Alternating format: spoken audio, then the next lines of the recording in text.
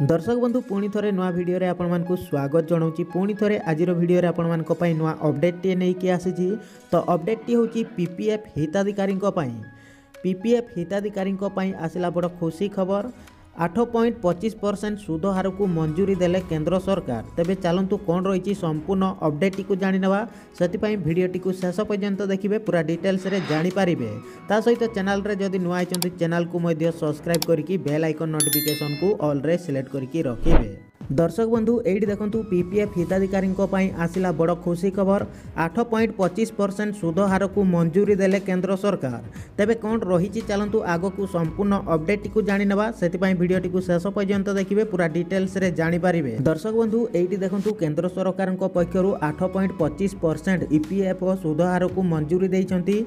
2024-25 आर्थिक वर्ष एही ईपीएफ सुध हार को केंद्र सरकार पक्षरु मंजूरी दिया जाइछि। सीबीटी बैठक रे 8.25% ईपीएफओ सुध हार पई प्रस्ताव दिया जाइथिला। Employees provident fund organisation EPFO 28 फेब्रुआरी रे 2024-25 आर्थिक वर्ष पई कर्मचारी भविष्य निधि पांठी ईपीएफओ जमा उपरे पूर्वरु आर्थिक वर्ष रे प्रदान करा जाइतबा हार सहित समान 8.25% सुध हार बजाय रखिबा को निष्पत्ति नैथिला। तापरे देखंतु दर्शक बंधु 2024-25 पई अनुमोदित सुध हार अर्थ मंत्रालय रो सम्मति पई पठा जाइतला, जहा को अर्थ मंत्रालय सम्मति प्रकाश करिछि। तापरे देखंतु दर्शक बंधु प्रोविडेंट फंड किबा कर्मचारी प्रोविडेंट फंड हेउची एक सरकारी सुरक्षा योजना, जहा कि ईपीएफओ द्वारा परिचालित हुए। एही पांठी रे दरमा प्राप्त व्यक्ति वेतन रु प्रोविडेंट फंड कटा जाई संचय करा जाई थाए, जेउठारे संचय उद्देश्य रे लोक माने पीपीएफ अकाउंट मध्य खोलंती।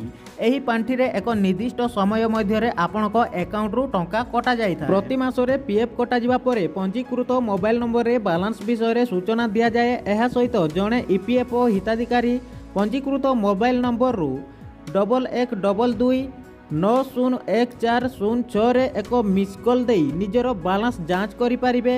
जदि universal account number UAN bank account number Aadhaar एवं पान नंबर सहित संयुक्त होइथिले पीएफ बैलेंस मध्य पाई पारिबे।